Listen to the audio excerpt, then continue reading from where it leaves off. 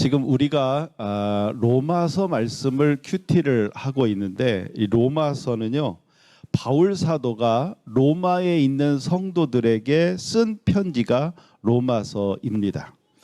근데 바울 사도는요, 로마서를 언제 썼냐면 3차 전도 여행을 마치면서 로마서를 썼어요. 그런데 이 3차 전도 여행을 마치고 바울은 로마에 가기를 원했습니다. 사실 저기 마게도니아, 지금 그리스에서 바로 바다만 건너면 로마가 돼요. 이탈리아 로마가. 그래서 금방 가고 싶었어요. 그런데 이상하게 성령님은 로마로 가지 말고 예루살렘으로 가라, 그렇게 감동을 주셨어요. 이 로마는 가까운데 예루살렘은 얼마나 먼지 몰라요. 저렇게 먼 곳을 성령님은 가라고 그러시는 거예요. 그러니까 바울 사도는 자기가 가고 싶은 로마를 포기하고, 그래, 내가 하고 싶은 것, 내가 가고 싶은 것 포기하고 성령님의 감동대로 순종하자. 그래서 예루살렘으로 가기로 마음을 결정하고, 내가 로마에 못 가니까 로마에 있는 성도에게 편지라도 써야 되겠다. 그렇게 해서 쓴 것이 바로 로마서입니다. 바울 사도는요, 지금 자기의 생각이나 의지가 아니라 성령님이 감동을 주시는 대로 순종하고 있지요. 이런 바울 사도의 모습이 로마서를 이해하는 데 아주 큰 도움이 됩니다. 로마서에서 가장 중요한 구절이 로마서 8장에 나오는데 어떤 말씀인가? 로마서 8장 1절에서 3절까지 말씀 같이 읽어보겠습니다. 그러므로 이제 그리스도 예수 안에 있는 사람은 정죄를 받지 않습니다. 그것은 그리스도 예수 안에서 생명을 주시는 성령의 법이 죄와 사망의 법에서 여러분을 해방시켰기 때문입니다. 율법이 죄의 본성 때문에 연약하여 할 수 없었던 것을 하나님께서는 죄를 없애기 위해 자신의 아들을 죄 있는 사람의 모양으로 보내심으로써 행하셨습니다. 하나님께서는 죄인들 속에 거하고 있는 죄에 대해 유죄 판결을 내리셨습니다. 예, 이 말씀에는 법이 3개가 나와요. 2절에 보면 그리스도 예수 안에서 생명을 주시는 성령의 법이 나오고, 두 번째는 죄와 사망의 법이 나오고, 세 번째는 율법이 나옵니다. 2절에 죄와 사망의 법이 뭐냐면, 아담이 선악과를 먹고 죄를 범하고 그 죄의 대가로 너는 열심히 땀을 흘려서 일하고 먹고 살아야 되고 병들고 죽을 것이다. 하나님이 그렇게 벌을 내렸잖아요. 그 하나님이 내린 법이 바로 죄와 사망의 법이에요. 그런데 여기 보면 3절에 율법이 죄의 본성 때문에 연약하여 할 수 없었던 것을, 율법이 뭘 할 수 없었느냐? 바로 이 인간들을 죄와 사망의 법에서 해방시킬 수 없었다, 그런 뜻입니다. 율법은 그걸 못했다는 거예요. 그런데 2절에 보니까 그리스도 예수 안에서 생명을 주시는 성령의 법이 죄와 사망의 법에서 여러분을 해방시켰다, 그렇게 말씀하고 있습니다. 그러니까 어떻게 하자는 겁니까? 율법을 따르지 말고 뭘 따르자고요? 성령의 법을 따라서 살자. 지금 바울 사도는 그렇게 이야기를 하고 있습니다. 그러면서 이 말씀 뒤에 성령을 따라 사는 것 어떤 거냐, 이 말씀을 합니다. 로마서 8장 5절에서 8절까지 말씀인데요, 같이 읽어보겠습니다. 죄의 본성을 따라 사는 사람들은 죄의 본성이 바라는 일을 생각하지만 성령을 따라 사는 사람들은 성령이 바라시는 일을 생각합니다. 죄의 본성의 지배를 받는 사람의 생각은 죽음이지만 성령의 지배를 받는 사람의 생각은 생명과 평강입니다. 죄의 본성이 생각하는 것은 하나님을 거스르는 것입니다. 그것은 하나님의 법에 복종하지 않을 뿐 아니라 할 수도 없습니다.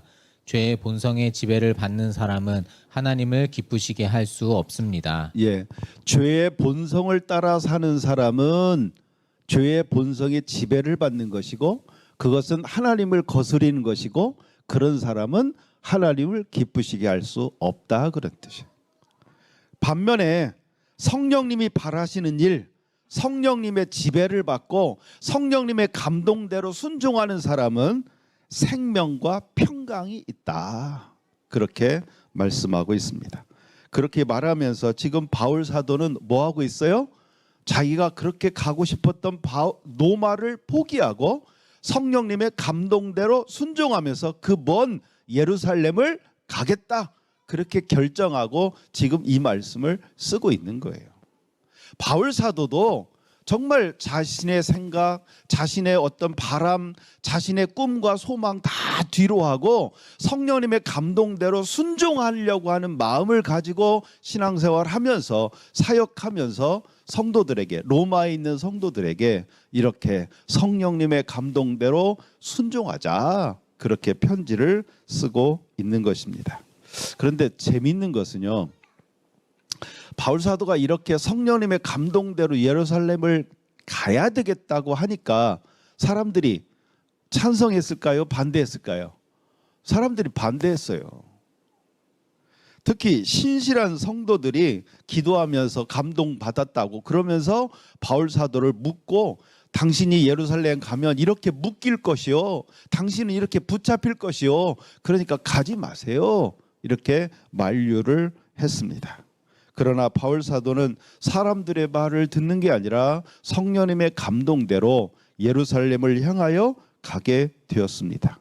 그리고 성경을 보면 바울 사도는 예루살렘에 가서 그 사람들이 예언했던 대로 붙잡혔습니다. 묶였습니다. 그들의 예언이 맞았지요?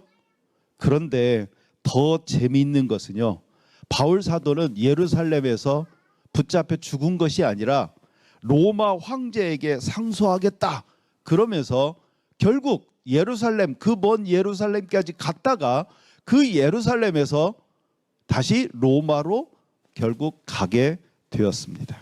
성령님의 감동대로 순종하는 것은요, 처음에는 반대로 가는 것 같아요. 로마와 정반대 예루살렘으로 가는 것 같았지만 결국 하나님이 바울 사도를 로마로 가게 하시는 거예요. 이것이 성령님의 감동대로 순종하는 결과입니다. 근데요, 바울 사도가 로마로 가는 것보다 하나님, 성령님이 로마로 가게 하시는 그 방식이 더 좋은 방식이 됐어요.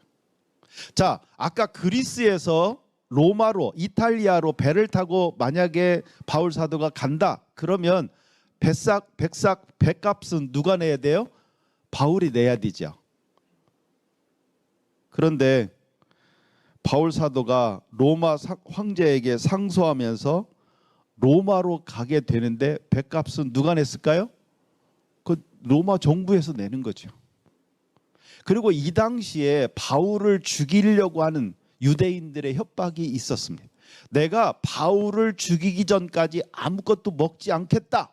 암살단이 40명이나 예루살렘에 있었어요. 바울은 되게 위험했어요. 그런데 로마 황제에게 내가 상소하겠다. 그러니까 바울 사도가 로마로 가는데 어떻게 가느냐? 혼자 가는 게 아니었어요. 로마 군대가 호송하면서 바울을 보호하고 로마에 가게 되었어요. 백값도 로마 정부가 대주고 유대인들의 위협으로부터 로마 군대가 지켜주고 그리고 로마에 입성하게 된 것입니다. 자기가 가려고 했던 그거보다 훨씬 더 좋은 방식으로 바울 사도는 로마에 들어가게 되었습니다. 이것이 바로 성령님의 감동대로 사는 사람이 받는 축복입니다. 성령님의 감동과 지시를 받으면 처음에는 조금 부담스러워요. 왜냐하면 내가 안 해본 것을 성령님이 지시하니까. 그러니까 되게 부담스럽고 어렵고 힘들고 고난이 따릅니다. 그럼에도 불구하고 주님을 신뢰하고 계속해서 인내하며 따르면 점점 갈수록 평안해지고 축복이 있다는 거예요. 이게 성령님의 감동대로 사는 사람이 받는 축복인 것입니다. 왜 그런 말 있죠? 울면서 시작했다가 웃으면서 끝내는 것이 있고, 웃으면서 시작했다가 울면서 끝나는 게 있고. 여러분, 둘 중에 하나를 선택하라면 여러분은 뭘 선택하시겠습니까? 웃으면서 시작했다가 울면서 끝나는 것, 그게 이 죄의 본성. 우리 죄의 본성대로 내가 하고 싶은 것, 내가 가고 싶은 것, 내 원하는 대로 하는 거예요. 처음에는 좋지요. 그러나 결국 끝은 울 수밖에 없다는 거예요.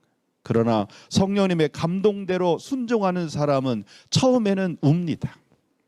왜 이렇게 더 멀리 가야 돼? 금방 로마는 금방 가면 되는데, 간단한데, 쉬운데 왜 성령님은 멀리 어려운 길을 택하라고 하실까?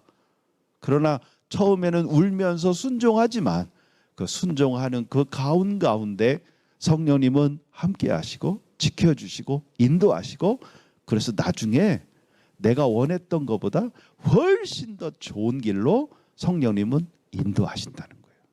그래서 바울 사도는 지금 로마서를 통해서 그렇게 말하는 거예요.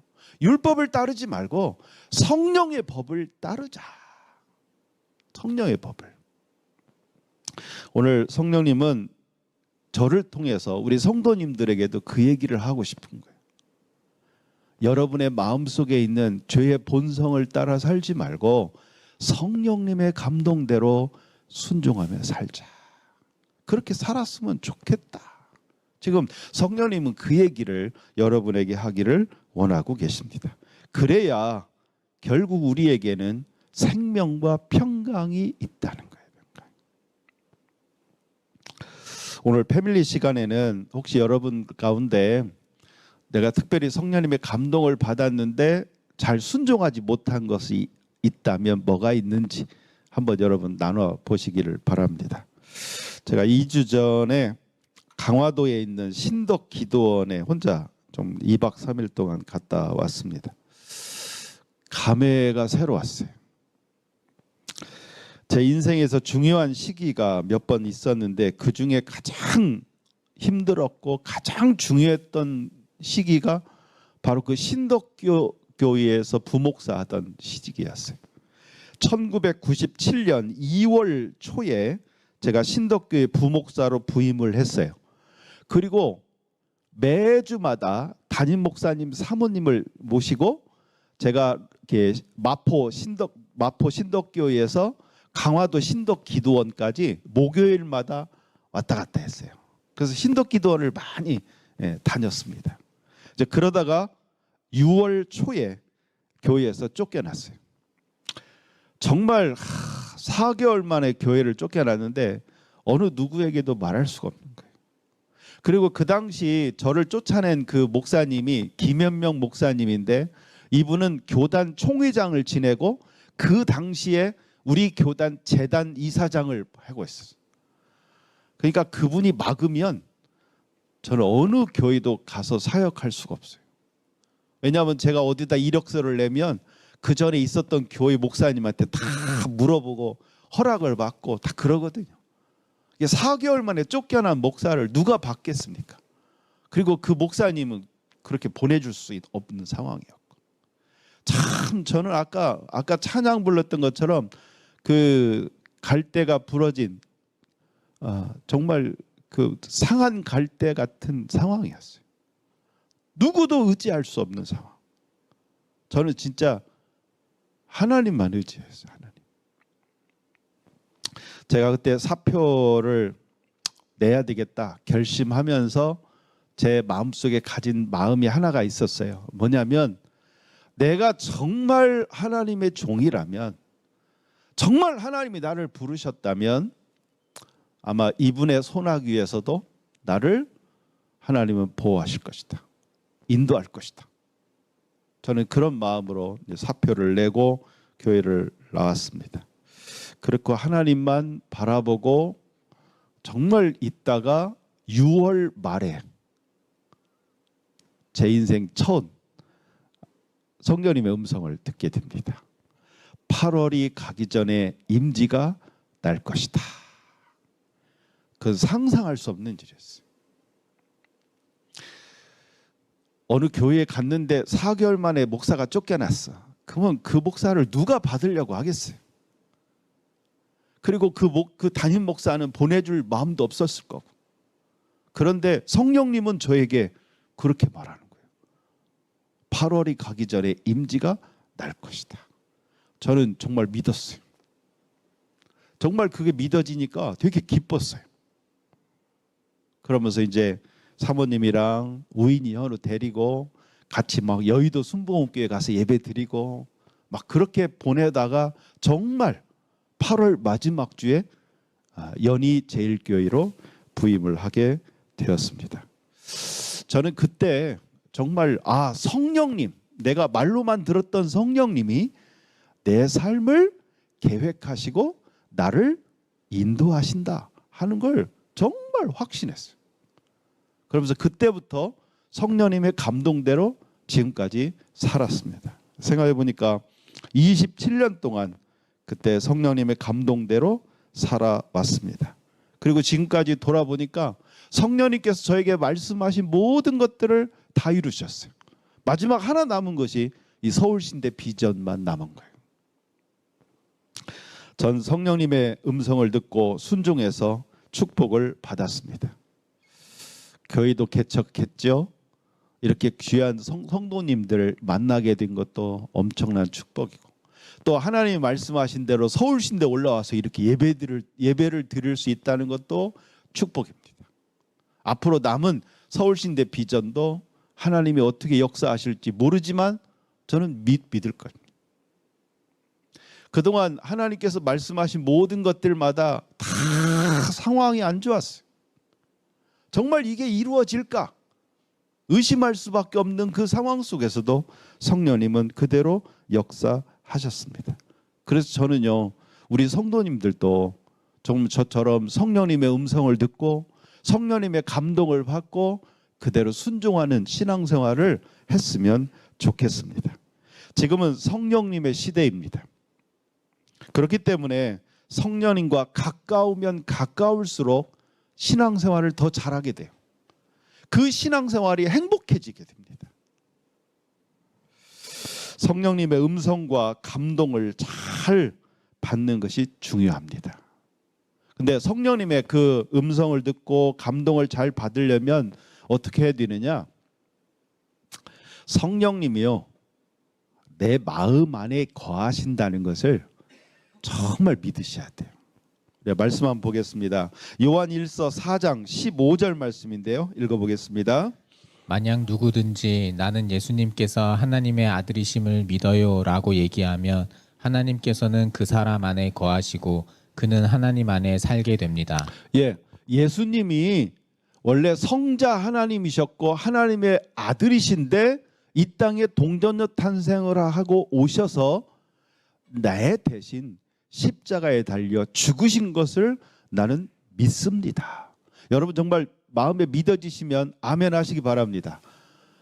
여러분 아멘 하신 분들 마음속에 성령님이 거하시는 거예요. 성령 하나님이 여러분 마음속에 거하셔서 그 사실이 믿어지게 해주시는 거예요.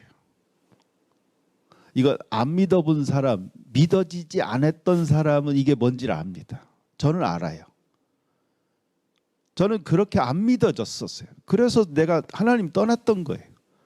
근데 안 믿어졌던 제가 다시 그걸 믿는다는 게 얼마나 어려운 건지 몰라요. 근데 그게 믿어진다. 성령님이 감동 주시지 않고는 믿어질 수가 없는 거예요. 그러니까 이 사실을 믿고 고백하는 사람은 내 안에 성령님이 계신다. 이 사실을 믿으셔야 돼요. 자, 그럼 우리가 성령님을 만나려면 어디 가야 됩니까? 여기저기 다닐 필요 없어요. 눈을 감고 성령님, 내 안에 계신 성령님 하면 성령님을 만날 수가 있는 거예요. 우리 기독교의 장점이 이겁니다. 여기저기 어디 다닐 필요 없어요. 그냥 내 안에 하나님이 계신 거예요. 그래서 우리는 하나님이 거하시는 성전입니다. 성전. 교회가 성전이 아니라 내가 곧 성전이에요. 내가. 그래서 우리는 어디든지 성령님을 만나기를 원하면 우리는 눈을 감고 성령님 부르면 그곳이 바로 성전이 되는 거고 그곳이 바로 하나님을 만나는 것인 거예요.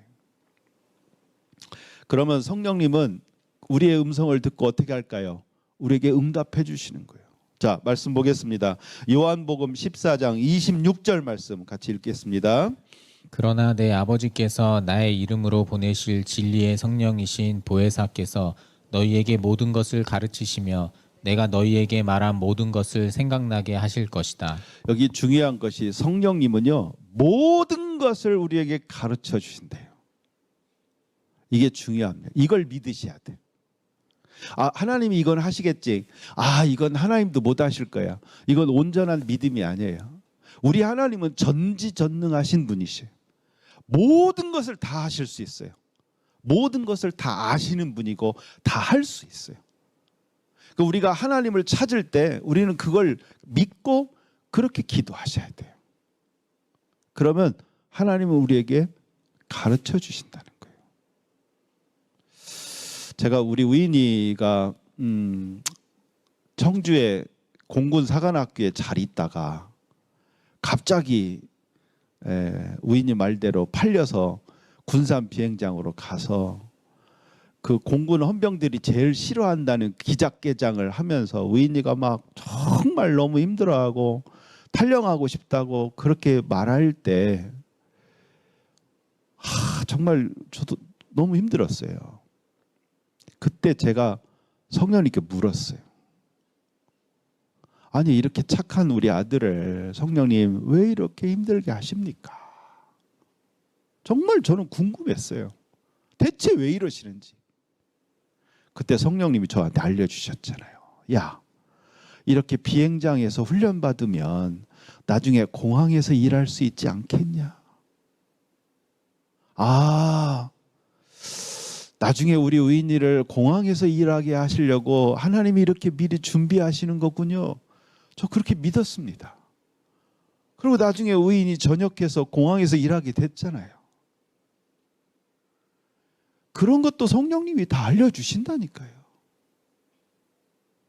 혹시 여러분 직장 가운데 직장에서 일하면서 일이 안 되고 뭔가 막히고 뭔가 힘들 때 그때 직장에서도 성령님 왜 일이 이렇게 안 됩니까? 이거 어떻게 해야 됩니까? 여러분들 진심으로 물으세요. 그럼 성령님이 깨우쳐 주실 거예요. 가르쳐 주실 거예요. 이걸 믿는 게 신앙입니다. 이거. 가정에서도 힘들고 어려운 문제가 생길 때, 우리 뜻대로 안 될 때, 왜 이런 일이 벌어지지 모를 때, 그때 불평하지 말고 성령님께 물으세요. 왜 이런 일이 생겼습니까? 성령님 깨우쳐 주세요. 그래서 많은 사람들이요, 정말 풀리지 않는 숙제들을 큐티를 하다가 성령님이 깨우쳐 주시고 깨닫게 해주시고, 기도하다가 성령님이 깨우쳐 주시고 깨닫게 해서 그 문제를 해결하는 일들이 많은 거예요. 그렇게 수학 문제 풀듯이 우리 삶의 문제들을 성령님과 대화하고 기도하고 큐티하면서 풀어나가는 것, 그게 신앙생활입니다. 하나님은 어디 멀리 있고 그냥 멀리 있는 하나님을 바라보면서 신앙생활하는 그런 어떤 팍팍한 신앙생활은 너무 재미없잖아요. 정말 이렇게 하나님과 내가 동행하듯이 그렇게 신앙생활 하려면 성령님과 가까워져야 돼요. 부부관계나 다른 사람과의 관계를 잘하려면 무엇보다 뭐가 중요하다고 그러냐면 경청이 중요하다고 그럽니다. 상대방의 말을 먼저 잘 듣는 것, 그게 정말 중요하대요. 성령님과 우리와의 관계도 그렇습니다. 그래서 제가 묻는 기도를 하십시오, 듣는 기도를 하십시오. 우리 한국 사람이 제일 잘하는 기도가 뭐죠? 주여! 그리고 막 자기 하고 싶은 얘기 막 하다가 아멘 하고 그냥 나가는 거예요. 듣지를 않는 거예요. 듣지를. 우리가 솔직히 말해서 우리가 말하지 않아도 하나님은 우리의 모든 상황을 다 아십니다. 그러니까 사실 구구절절 하나님께 우리 심정이 좀 풀리라고 얘기하는 거지, 하나님이 모를 것 같아서 우리가 말하는 게 아니에요. 중요한 것은 왜 그러는 거예요. 중요한 것은 내가 말하고자 하는 것이 아니라 성령님의 음성을 듣는 거예요. 그러면 기도할 시간에 내가 말하는 시간을 더 많이 할애해야 됩니까? 우리가 성령님의 음성을 듣는 시간을 더 많이 할애해야 됩니까? 듣는 시간을 더 할애를 하셔야지요. 듣는 기도를 하셔야 돼요. 집중해서 들으셔야 돼요. 경청이라는 건요, 그냥 듣는 게 아니에요. 지금 여러분 제 말씀을 듣잖아요. 이건 듣는 게 아니에요. 이건 듣는 거예요. 근데 경청은 뭐냐면요, 집중해서 듣는 거예요. 집중해서. 성령님의 음성은요, 정말 집중해서 듣지 않으면 들리지 않아요. 근데 그게 어렵습니다. 왜 그런지 아십니까? 자, 말씀 보겠습니다. 열왕기상 19장 12절에서 13절 말씀인데 읽어보겠습니다. 지진이 일어난 뒤에 또 불이 났지만 그 불 속에도 여호와께서는 계시지 않았습니다. 불이 난 뒤에는 조용하고 부드러운 목소리가 들렸습니다. 엘리야는 그 소리를 듣고 겉옷으로 얼굴을 가렸습니다. 그리고 밖으로 나가서 동굴 입구에 섰습니다. 그때 어떤 소리가 들려왔습니다. 엘리야야, 어찌하여 여기 있느냐? 하나님이 엘리야에게 말씀하시는데 뭐 어떤 목소리를 했냐면 조용하고 부드러운 목소리로 말씀하셨어요. 그렇기 때문에 조용하고 부드러운 음성을 들으려면요, 고요해야 돼요. 고요해야 돼요. 저도 하나님의 음성을 들을 때 그랬습니다. 8월이 가기 전에 임지가 날 것이다. 너는 돈 없이 교회를 개척시키겠다. 네 손을 거치지 않고 해결하겠다. 이게요, 어떤 막 소리가 난 게 아니에요. 그 소리는 다른 사람은 못 듣고 저만 듣는 소리예요. 그리고 휙 지나가요. 근데 이걸 놓칠 뻔해요. 정말로 하나님께 집중하지 않으면 이 소리를 듣지 못해요. 그래서 경청해야 되는 거예요. 그런데 문제는 세상에서 제일 시끄러운 것이 우리의 마음입니다. 이렇게 기도하려고 집중하면 잘 안 되죠. 네. 우리 마음속에는 많은 마음과 생각들이 아우성쳐요. 그래서 주님께 집중이 안 돼요. 그래서 성령님의 음성이 들리지 않는 거예요. 너무 많은 잡음들이 많이 있기 때문에. 그래서 성령님의 음성을 듣기 위해서는 우리가 우리 마음을 고요하게, 정말 침묵이라는 건요, 아무 소리 안 들리는 거예요. 근데 그 침묵이 어렵습니다. 우리 마음이 아무 소리도 안 들리게 고요해질 수 있는 방법이 있어요. 그 방법이 뭔지 아십니까? 활 쏘는 궁수에게서 배울 수 있어요. 자, 활을 쏘는 궁수는요, 그 순간 뭘 보겠습니까? 관역의 중앙만 봐요. 근데 관역의 중앙을 볼 때 그 궁수의 마음을 흔듭니다. 안 맞으면 어떡하지? 뭐 이런 저런 생각들. 그러면요, 그게 흔들리는 거예요. 근데 집중이 되면요, 그 가운데의 구멍이 크게 보인대요. 그리고 그것만 딱 보인대요. 그때 들어가는 거예요. 그럼 우리는 어디에 집중해야 될까요? 하나님께 집중해야 돼요. 어떤 문제가 생겼어요. 야, 이걸 어떻게 해결하지? 기도하면서도 우리는 이 사람한테 부탁할까? 이렇게 해볼까? 저렇게 해볼까? 여러분 그러지 않으시나요? 대부분 다 그래요. 대부분. 근데 다 소용없어. 다 어떤 사람도 소용없어. 어떤 방법도 소용없어. 완전히 다 끝났어. 완전 절망 가운데 그때 하나님만 바라볼 때 그때 집중이 됩니다. 뭔가 가능성이 있으면 우리는 그 가능성 있는 것들을 자꾸 찾게 돼요. 그래서 집중이 깨집니다. 성령님의 음성을 들으려면 정말 이걸 먼저 하셔야 돼요. 내 마음을 고요하게 침묵 속에 그리고 오직 하나님만 바라보게. 그때 하나님의 조용하고 부드러운 음성이 들립니다. 감동이 느껴집니다. 그게 필요한 거예요. 지금 여러분의 마음은 어떻습니까? 우리가 예배를 드릴 때도 그래요. 예배 드릴 때도 온전히 내가 하나님께 예배 드린다. 그리고 찬양하고 기도하고 사실 이렇게 돼야 정말 은혜를 받는데 사실 그렇게 되기가 쉽지 않습니다. 커뮤니케이션에는 심리적 잡음이라는 게 있어요.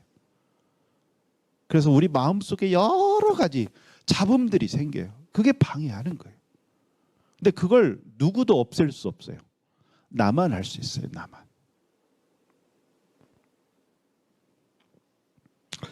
저는 여러분들이 성경을 읽고 묵상할 때, 설교를 들을 때, 기도할 때 궁수가 그 관역만 집중해서 보듯이 어떤 사람도 소용없다. 어떤 방법도 소용없다. 오직 하나님만이 나를 도우실 수 있다. 그 생각 집중하고 하나님께만 집중했으면 좋겠어요. 여러분들이 그렇게 집중하고 성령님께 물으면 우리 성령님은 반드시 여러분에게 말씀하시고 감동해 주실 것입니다. 그리고 그 말씀대로 순종하며 사는 것. 그게 신앙생활이에요. 로마서를 쓴 바울 사도는 자기도 그렇게 살면서 그렇게 살자고 얘기하는 거예요. 저도 여러분께 다른 거 없어요. 정말 성령님의 감동대로 순종하며 살았으면 좋겠습니다. 그리고 성령님의 감동을 받으려면 집중하는 것밖에 없어요. 이건 하나님밖에 없다.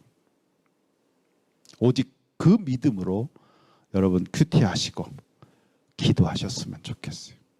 그러면 우리 성령님은 반드시 여러분에게도 음성으로 말씀해 주시고 감동해 주실 것입니다.